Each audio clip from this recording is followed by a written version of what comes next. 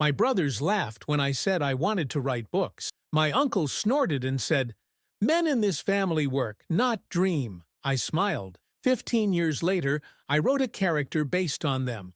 All of them. When I was offered a film adaptation, I said yes. At the premiere, I watched my entire family realize they were the villains. So I guess this is finally happening. After years of lurking on this sub, it's my turn to share. Buckle up, because this one's been 15 years in the making. I come from one of those families where your worth is measured by how much dirt is under your fingernails at the end of the day. 3 generations of construction workers. My grandfather built houses with his bare hands after coming back from Vietnam. My dad continued the legacy until his back gave out. My 2 older brothers, Maxwell and Manuel, were swinging hammers since they could walk.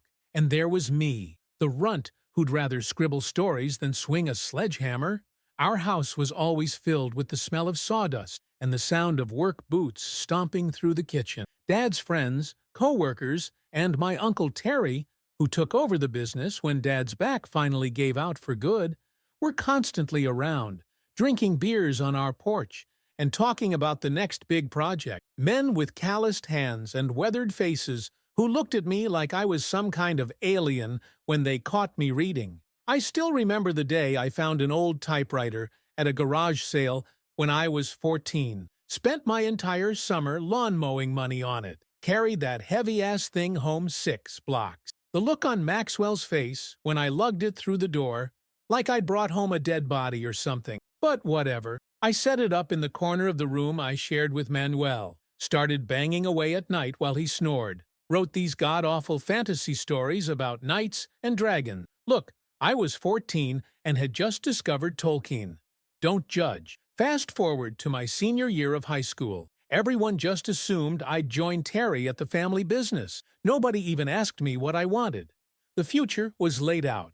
Work construction, marry some local girl, have a couple of kids, teach them to swing hammers, rinse and repeat until death. The American blue-collar dream. But I had different plans. Applied to college behind everyone's back. State school, nothing fancy, but they had a decent creative writing program. Got in with a partial scholarship. Still needed loans, but whatever. Worth it to follow my own path. I remember that Sunday dinner like it was yesterday. Mom had made her famous pot roast. Dad was half listening to a baseball game in the background. Maxwell was talking about some new project they'd landed. Manuel was shoveling food into his mouth like he hadn't eaten in days. Uncle Terry was there too, with Aunt Irene quietly refilling everyone's drinks. And then, IDK what possessed me. But I just blurted it out. Told them I'd been accepted to state and was going to study creative writing. Wanted to be an author. The silence was deafening. Then Maxwell snorted beer through his nose. Manuel started laughing so hard he nearly choked on his mashed potatoes. Dad just looked confused, like I'd started speaking Chinese. But Uncle Terry? He was the worst. Looked me dead in the eyes and said, "Men in this family work, not dream." Said, "Real men build things you can touch, not waste time making up stories nobody wants to read." Said I'd end up a broke loser if I pursued this little hobby. I'll never forget how Aunt Irene squeezed my shoulder as she passed behind my chair. The only sign of support in that room full of laughter. Mom tried to smooth things over, said maybe I could do both, work construction during the day and write at night. Like that was some kind of compromise. Dad just looked disappointed, which TBH was worse than anger. That night, lying in bed listening to Manuel's snores, I made a decision, took out my notebook and started a new story, different from my usual fantasy stuff. This one was about a family, a construction family with 2 brothers who bullied their younger sibling and an uncle who crushed dreams for sport. Changed the names, obviously, but I poured all my rage and hurt into those pages. Didn't show it to anyone. Just kept writing, added little details, how the older brother, based on Maxwell, would steal credit for other people's work, how the middle brother, Manuel, was a follower with no original thoughts, how the uncle was secretly afraid of change and anything he didn't understand. By the time I left for college that fall, I had 3 notebooks filled. My family thought I was journaling or something. If only they knew. College was rough. Worked 2 jobs to make ends meet. Waiter during dinner hours. Campus security overnight. Slept maybe 4 hours a day, but still found time to write. My creative writing professor was the first person who ever took my writing seriously. Said I had a voice. Said my characters felt real. No shit. They were real. Encouraged me to expand that story about my family into something bigger. So I did. Between shifts and classes, I kept building this fictional world that was really just my world with the serial numbers filed off. The youngest son in my story wasn't just a victim, though. He was smarter than everyone gave him credit for. He was playing the long game. There were times I almost gave up, like when I went home for Christmas and Manuel asked if I was still wasting time with that book thing, or when Maxwell got engaged and Uncle Terry made a point of telling everyone at the party that Maxwell would be taking over more of the business soon because he's the kind of man you can depend on. The kind of pointed comment that was meant for me to hear. But those moments just gave me more material. By junior year, I had a complete first draft. It wasn't just about my family anymore. It had evolved into this exploration of toxic masculinity and the way certain types of men define worth, how they build these physical monuments while their families crumble, how they confuse providing with parenting. And the main character, the youngest son who wanted to write, he wasn't just me anymore. He was better than me, smarter, more strategic. He documented everything, used his outsider perspective to see the cracks in everyone's facades. And then, in the climax of the story, he exposed them all, used their own words against them, turned them into cautionary tales. The day I typed the end on that manuscript was the same day Uncle Terry called to tell me he was keeping a spot open for me at the company after graduation, as if he was doing me some huge favor, as if 4 years of college was just some phase I needed to get out of my system. I thanked him politely, told him I'd think about it. Then I started editing my manuscript. Graduation came and went. I moved back home temporarily, took a job at the local bookstore while sending out query letters to literary agents. My family thought the bookstore thing was just temporary until I came to my senses and joined the family business. Every Sunday, dinner was the same. Updates on construction projects, questions about when I was going to get a real job, jokes about books and writing, all while my novel, the one that painted them all as the small, petty people they were, sat in the cloud, waiting for its moment.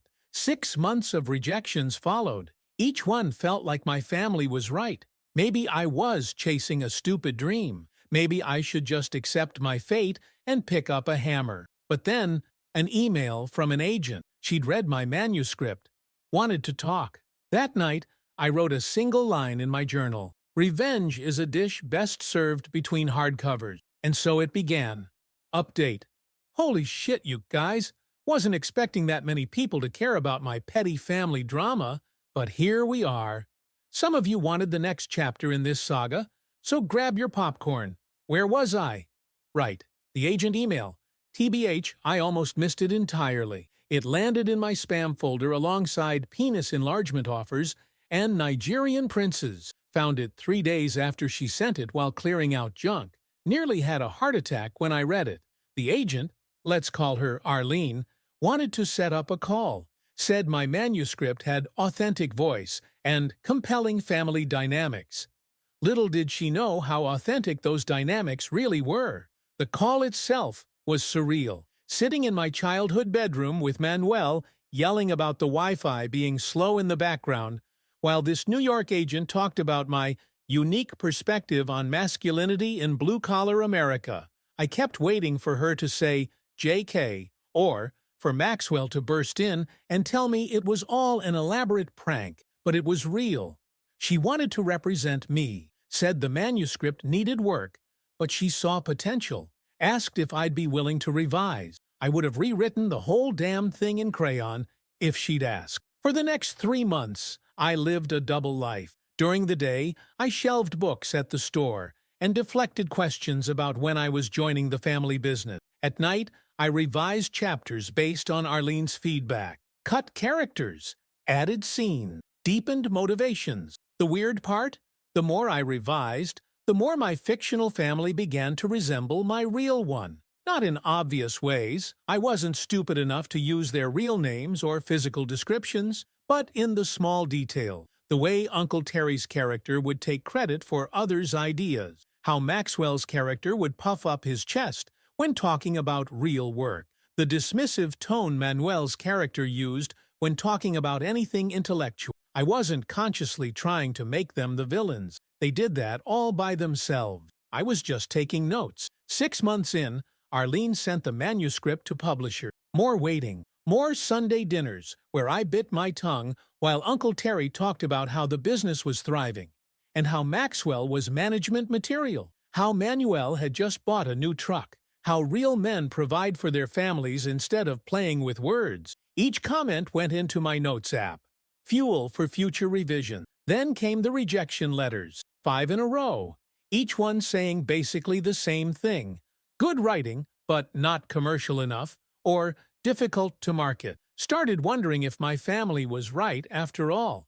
Maybe I was chasing a pipe dream. The worst was when a pipe burst in my apartment. Yes, I'd finally moved out of my parents' place into a shoebox studio with questionable plumbing. Called Uncle Terry because, well, he knew about pipes. He fixed it while giving me a lecture about how I should have learned these skills instead of wasting time on books. Then refused to let me pay him because, and I quote, I needed to save my money since that writing thing isn't working out.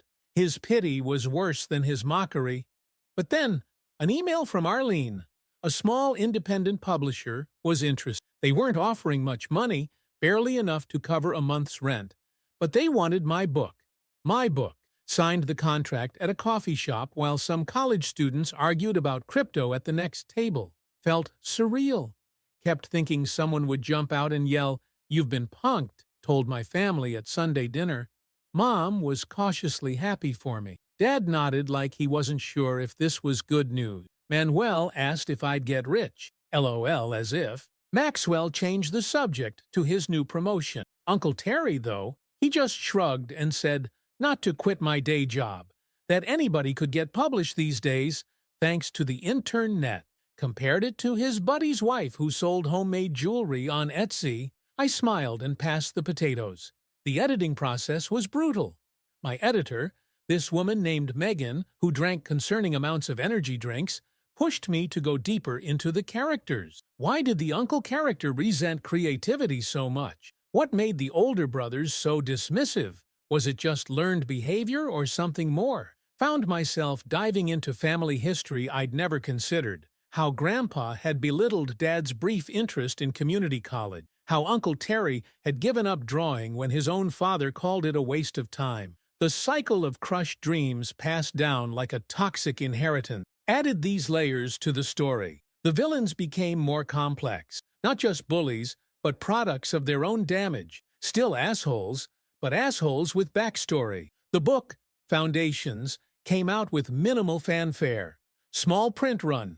No book tour. Just a box of author copies delivered to my apartment and a modest launch at a local bookstore where mostly friends from college showed up. Sent signed copies to my family. Mom displayed hers proudly on the living room bookshelf. Dad said he'd get around to reading it soon. Manuel used his as a coaster. Maxwell and Uncle Terry never acknowledged receiving them. For a while, nothing happened. Kept working at the bookstore. Kept showing up to Sunday dinners. Kept taking notes on my family's casual cruelty. Then a small literary blog reviewed the book, called it a searing examination of toxic family dynamics. Another review followed. Then another.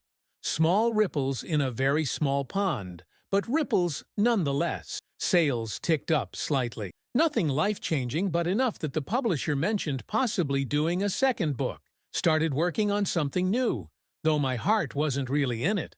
The turning point came 9 months after publication. An email from Arlene. A producer had read the book and wanted to discuss film rights. My first thought was that it had to be some tiny indie filmmaker with a smartphone and dreams. But no, this was legit. They'd done a few book adaptations before. Small films, but real ones that played in actual theaters. The Zoom call happened on a Tuesday, me sitting on my bed because it was the only place in my studio with decent lighting, them in some sleek office with modern art on the walls. They talked about vision and authenticity, and bringing these characters to life, asked if I'd consider helping with the screenplay adaptation. That night, I couldn't sleep, kept thinking about what it would mean to see my family, the fictionalized versions, but still them, on screen, their words, their actions, their casual cruelty immortalized in film. The contract negotiations took forever. Lawyers going back and forth over details I barely understood. All I cared about was maintaining some creative control. Wanted to make sure the characters stayed true to their real-life inspirations. Meanwhile, my family had heard rumors about the film deal. Sunday dinners got weird. Suddenly, Uncle Terry was asking questions about my writing. Maxwell mentioned he'd skimmed my book. Manuel asked if famous actors would be in the movie. The shift in their attention gave me a weird feeling. Part satisfaction, part disgust. They only cared now that there was potential money and recognition involved. Not because they valued what I'd created, but because it might benefit them somehow. When the contract was finally signed, Uncle Terry suggested a family celebration, offered to host a barbecue at his place. The same man who'd told me men in our family work, not dream, was now grilling overpriced steaks and talking about always believing in my potential. The hypocrisy made me want to vomit on his perfectly manicured lawn. The screenplay process was intense. Spent hours on calls with the writer they'd hired. She kept asking about character motivation, family dynamics, why certain scenes played out the way they did. Found myself getting more specific than I'd intended, adding real conversation, real incident, blurring the line between fiction and memoir. With each draft, the fictional family became more recognizable as my family, not in ways anyone else would notice, but in the specific phrases they used, the particular brand of dismissiveness, the casual way they trampled dreams. I knew I was crossing a line. Knew I was veering from semi-autobiographical to something more vengeful. But after years of their mockery, their dismissal, their certainty that I would fail, I couldn't help myself. The character based on Uncle Terry became particularly cutting. His hypocrisy and fear of being exposed as a fraud. The way he'd built his identity around being a real man, while secretly feeling inadequate. How he used others' dreams as stepping stones for his own ego. When the final screenplay was approved, I read it with a strange mix of horror and satisfaction. This wasn't just a story anymore. It was a weapon. Production started 6 months later. Cast unknown actors who somehow perfectly captured my family's essence. The director kept talking about authenticity and lived experience. If only he knew. Then came the surreal day when they asked if I wanted to make a cameo appearance. A small role as a bookstore customer. The irony wasn't lost on me, playing a bit part in the story of my own life. On set, watching actors deliver lines that my family had actually said to me, it hit differently. Hearing Uncle Terry's dismissive comments about real work coming from an actor's mouth made them sound as cruel as they'd felt when I was on the receiving end.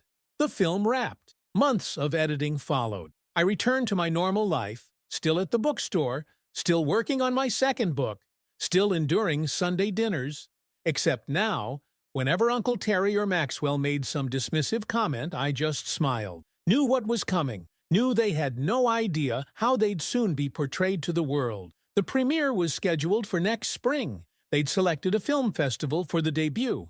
Nothing major like Sundance, but respectable enough. The director asked if I wanted to bring guests. That night, I sent a group text to my entire family. Told them I had tickets to the premiere of the film based on my book. Said I'd love for them to be there for this important moment. They all said yes. As I set my phone down, I felt a calmness I hadn't experienced in years. The trap was set. All I had to do now was wait for them to walk into it. Update 2. Sorry for the delay in posting this final update. Had to fly back from my book tour. Still can't believe I just typed my book tour on MAO. The months leading up to the premiere were weird. My family started treating me differently, like I was suddenly worth acknowledging. Maxwell asked if I could get him and his girlfriend better seats at the premiere. Manuel wondered if there would be celebrities there. Mom kept asking if she should buy a new dress. Dad just seemed confused by the whole thing. But Uncle Terry, he was the strangest of all. Started calling me every few weeks just to check in. Asked about the film production. Wanted to know which actors were playing which roles. Even suggested that if the movie did well, I could invest in the family business. As if I'd ever give him a cent of my money. Behind his questions, I sensed something else. Nervousness. Like maybe he was starting to wonder if he should have read my book more carefully. He hadn't, though. None of them had. That was the beauty of it. 2 weeks before the premiere, I flew home to hand-deliver their ticket. Could have mailed them, but I wanted to see their faces. Wanted that moment. Found Uncle Terry in his backyard, fixing his fancy grill while Aunt Irene tended to her garden. The same backyard where he'd once told 16-year-old me that creative types were just too lazy for real work. When I handed him the premiere tickets in a fancy envelope, he actually slapped me on the back. Said he always knew I'd make something of myself. The audacity of this man, I swear. Maxwell was next. Found him at his house. The one he wouldn't shut up about at family gathering. 4 bedrooms for just him and his girlfriend because that's what success looks like. The same brother who used to hide my notebooks and call me Shakespeare like it was an insult. He took the tickets and actually asked if I could introduce him to any Hollywood types at the premiere. Said he had some ideas for movies. The parasite was already trying to use my success to feed his ego. Manuel was easier. He'd always been more follower than leader. Took the tickets with a shrug and asked if there would be free food. At least he was consistent in his shallowness. Mom and Dad were last. Dad had aged since I'd seen him last. More gray, more stooped. For a brief moment, I felt a twinge of, not regret, exactly, something adjacent to it. Then I remembered how he'd sat silently through years of mockery, never once defending me. Complicity has its price. Mom seemed genuinely proud, though. Had a scrapbook of articles about my book. Reviews she'd printed from online. Even a few blog mentions. It was unexpected. Made me wonder if I'd miscalculated including her in my revenge fantasy. But then she said something about how nice it was that the family was finally coming together around my success, and the moment passed. She'd enabled all of it after all. The night before the premiere, I couldn't sleep. Kept checking Twitter and TikTok for early reactions from critics who'd seen advanced screenings. The reviews were solid. Not life-changing, but words like authentic and cutting kept appearing. One reviewer specifically mentioned the devastating portrayal of blue-collar toxic masculinity. Another praised the unflinching look at dream killers disguised as pragmatists. They had no idea how unflinching it really was. Morning of the premiere. Woke up to 47 notifications on my phone. More reviews. Messages from distant relatives suddenly remembering my existence. A text from Uncle Terry asking about parking at the venue. Met my family in the hotel lobby. They'd all dressed up like they were attending the Oscars instead of a small film festival premiere. Uncle Terry in a suit that strained against his beer gut. Maxwell with too much cologne. Manuel in what was clearly a new outfit. Tags barely removed. Mom nervous but beaming. Dad uncomfortable in formal wear. The drive to the theater was surreal. Uncle Terry kept asking questions about the film. Whether it would get wide distribution, if I'd make a lot of money from it, always about the money with him. When we arrived, there was actually a small red carpet. Nothing fancy, just a strip of red with a backdrop featuring the film's title. Foundations. A few photographers. Some local press. But to my family, it might as well have been the Met Gala. The director spotted me and waved us over. Introduced himself to my family. Said he was excited for them to see what we'd created together. The way he emphasized created made my stomach tighten. He knew, not the specifics maybe, but he sensed what the film really was. Inside the theater, we were seated in a reserved row near the front. My family preening like peacocks at the VIP treatment. Uncle Terry actually took pictures of the empty screen to post on Facebook. Maxwell kept looking around for celebrities to network with. Mom clutched her purse nervously. Dad checked his watch. The lights dimmed. My heart raced. It started innocuously enough, establishing shots of a small town, a construction site, a family dinner. Nothing that would immediately trigger recognition. But then the characters started speaking. The uncle character telling the youngest son that men in this family work, not dream. The older brother mocking the youngest's writing ambition. The middle brother laughing along. I watched my family from the corner of my eye. Saw the moment when Uncle Terry's posture stiffened. When Maxwell's smug smile faltered. When Manuel shifted uncomfortably in his seat. By the 20-minute mark, there was no denying it. The family on screen was our family. Not physically. The actors looked nothing like us. But the dynamics, the specific phrases, the casual cruelty masked as tough love. It was all there, preserved in high definition. The scene that broke them was the Sunday dinner. The one where the uncle character tells the youngest son he'll never amount to anything. That writing isn't real work. That he's letting down generations of family tradition. Almost word for word, what Uncle Terry had said to me all those years ago. I heard his sharp intake of breath, saw his hands grip the armrest. Mom started crying softly around the 40-minute mark.